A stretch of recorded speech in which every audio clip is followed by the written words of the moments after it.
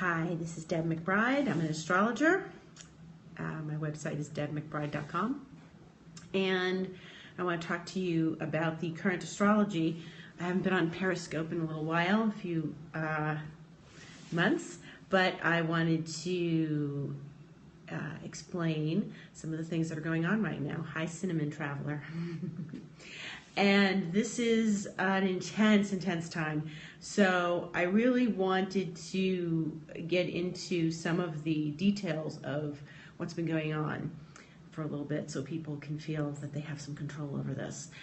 It's been an intense time. We've just had 2 eclipses. One of them just occurred on Sunday evening or Sunday morning, and on Sunday evening we had a Mars-Uranus aspect. And the eclipses always bring things to the table. Eclipses always bring a lot of emotion and sensitivity and overreaction. And so we are feeling like we are not necessarily in control of our emotions. Coupled with the evening's Mars-Uranus conjunction, we really feel like we're angry, we're uncomfortable, we feel like we're hard to please, not satisfied easily, and nothing really feels right.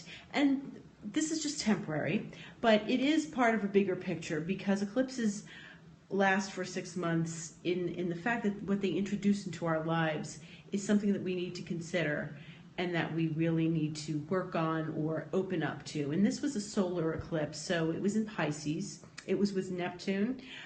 It was with the south node, so whenever an eclipse is close to the node, it's a more powerful eclipse. The south node is where we end things, and so this eclipse has a way of ushering out the old and bringing in the new because it is a solar eclipse, it is a new moon. So this was a lot of energy that we were saying goodbye to certain things, or we feel like we're about to say goodbye to something. It doesn't mean it had to happen that day, but we need an enormous amount of encouragement to move forward because we kind of get stuck in the past. And with the south node, we often tend to get stuck where we have been on the treadmill time and time again. So you want to be aware of what you can do to kind of usher out the old and really open up and welcome in the new. Some people I know, some healers I know, do a ritual with the 4 elements. And they welcome in the air or the fire or the water or and the earth. And they ask these elements or the spirits of those elements to come forward and be helpful to them during this time, which is a very powerful meditation to do. Also, there's the Mars-Uranus is part of a T-square. And if you know anything about T-squares, they have 3 parts. And they're all in the shape of a T. And then there's one area of the T-square that would create a ground cross if a planet was in there. And that would be like a big X or a big cross.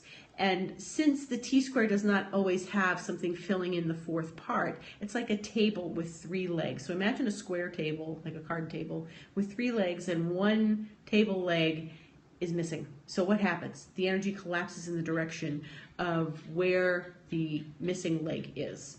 So that's the way it is now. It's sort of a bit unbalanced. And the T-square involves Jupiter, which is in Libra, opposite Uranus, which is in Aries, and they're both squaring Pluto, which is in Capricorn, which leaves the empty space in Cancer. Now this is a cardinal T-square, so this is an action-oriented T-square. It's where we want to make quick decisions. It's where we want to figure things out quickly and move forward. So on the one hand, the eclipse was helping us move forward, but also holding us back a little bit. And there could be a little self-sabotage in that. But also, the T-square wants us to move forward and wants us to push forward and wants us to take steps and take action and make a direction and make decisions. So what happens is this Mars energy was in Aries, where it belongs, and it likes being in Aries, so it's powerful there. And it was sitting with Uranus on one leg of the T-square. Now, having something on one leg of the T-square is going to make it a little more imbalanced because that means the energy is really shooting from that direction, from that Uranus direction. Uranus is the planet of dramatic changes. Uranus is the planet of chaos. Uranus is the planet of instability, but it's also genius. It's brilliance. It's anything that's exceptional in your life. It's where you get a surprise. It's where something comes out of the blue. If you watch the Oscars on Sunday night, there was that moment at the end where things seemed a little chaotic and haphazard and crazy. That, to me, was the Mars-Uranus. And so that's what that energy looks like. If you want a good example of what that energy looks like, watch that video online, because it was really a moment of what's going on here. And that's what energy looks like when it's flying around very quickly. The Mars-Uranus is sort of a trigger or haphazard energy. So it's easy to have an accident. It's easy to create a problem. It's easy to lose your temper and lose your head, and it's time to not do that. So you have to channel the energy in the proper directions.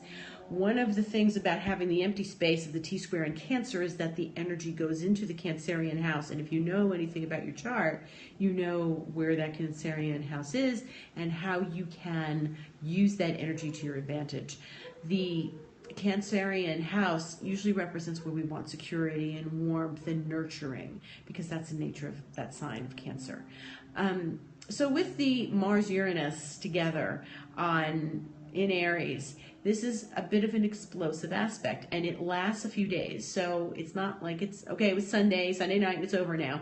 Today's Wednesday, but it just moves forward slightly, and as the week progresses, it will diminish. However, today was a bit chaotic because the moon was in in Aries. The moon was in Aries, and it was triggering all the same points that Mars has triggered in the last week. And so it triggered that Mars energy and that Uranus energy all over again, and we have to be aware. Again, today I found very chaotic. I found distractions and disruptions, and trying to get anything focused and done was a little bit tedious. It was a little hard to do that because things kept getting in the way. So that was something that we really do need to work on. Sometimes we really need to focus on what might be getting in the way and how we can sort of move past it. So that's part of it. We have to really kind of focus on moving the energy and taking steps forward and making sure we are moving forward, because this is all fast moving energy. Imagine being on a super highway and putting the brakes on. You can't do that. So this is what this energy is about. It's like being on a super highway, and you have to take it and just sort of assimilate it, digest it really quickly, and just keep going. It's hard to do that. We get caught up in the emotions of it. We get caught up in the sensitivity of it. We get caught up in, what am I doing? How did I manage this? What am I doing here? How did I get here? And that's a really interesting place. And it's just, you have to sort of acknowledge it and keep moving.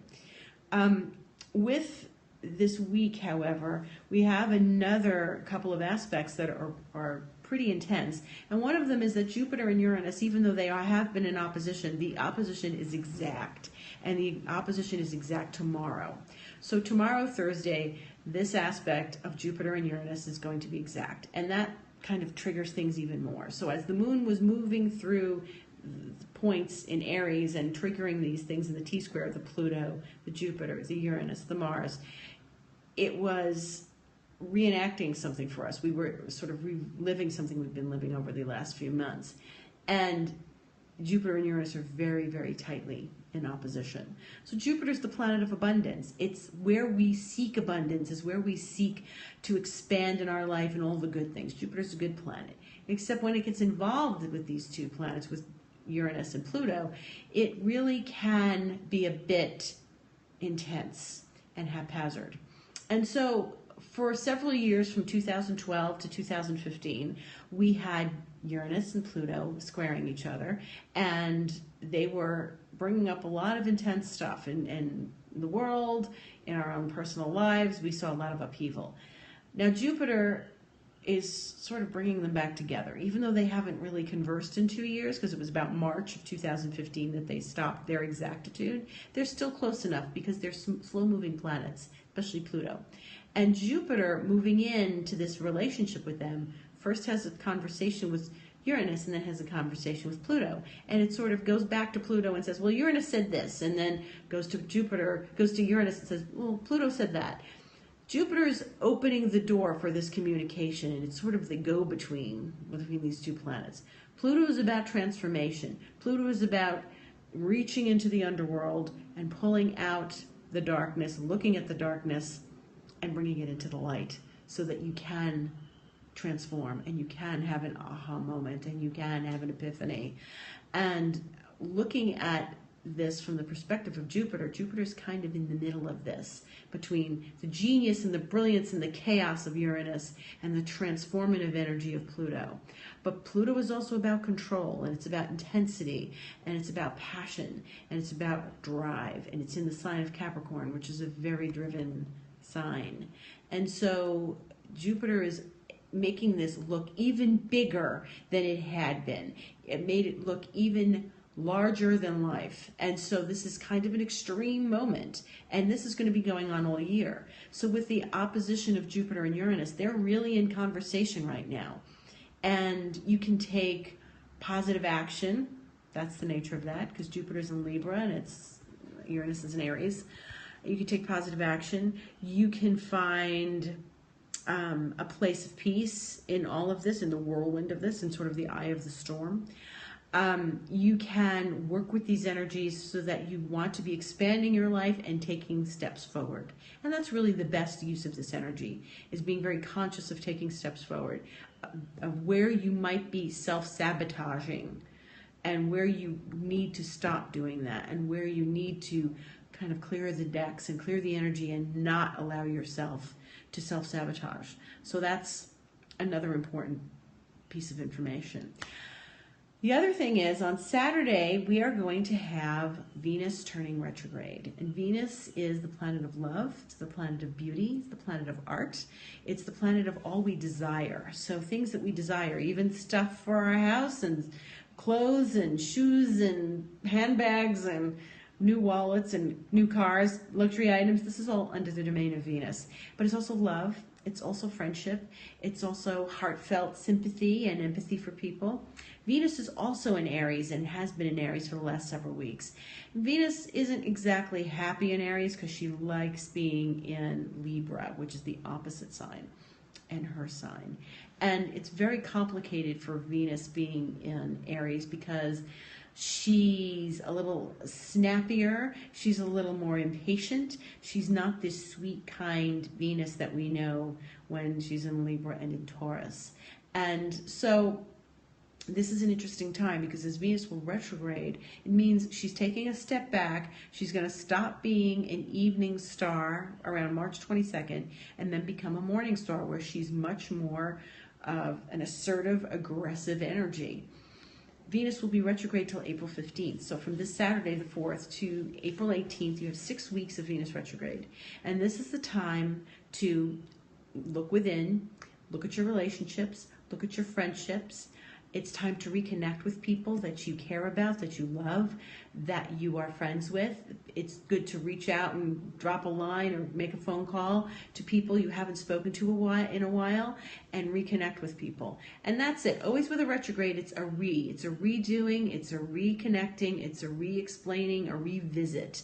And we like to revisit during Venus retrograde because it gets us to be together with old friends and we can reminisce about things. What's not good under a Venus retrograde is something brand new. So I think it's best to not get new relationships started under a Venus retrograde. You might rekindle something older, but you want to make sure you don't start something new. Go out, have a good time, be with someone that you're having fun with, but don't expect it to last beyond April 15th, because this is the nature of Venus in relationships. When she's retrograde, the goddess is sort of not playing for keeps. She's having a time where she's maybe just interested for the moment. But this is really important to look at ourselves and how we are in relationships. So your relationship that you're in, maybe you need to review it a little bit. Maybe the two of you are going to go off on a nice vacation somewhere where you can be private, where you can sort of reconnect on an intimate level. These things are important to do during Venus retrograde. I also don't encourage people to buy new big ticket items. This isn't a time to go out and buy new jewelry. This is really not a time to go out and get plastic surgery done. No reconstructive surgery. Nothing where beauty is at stake and the image of beauty is sort of being rehashed in some way.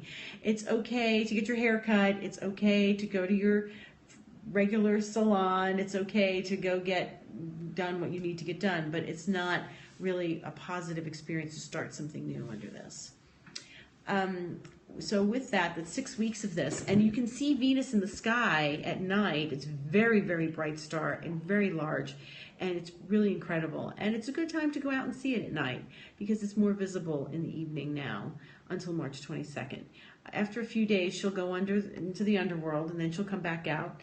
And I guess in late March, early April, you'll be able to see her as a morning star, and she'll be a morning star the rest of the year. That's it for now. I'm Deb McBride. My website's debmcbride.com, and you can reach me at deb@debmcbride.com. Thanks so much, and have a good evening.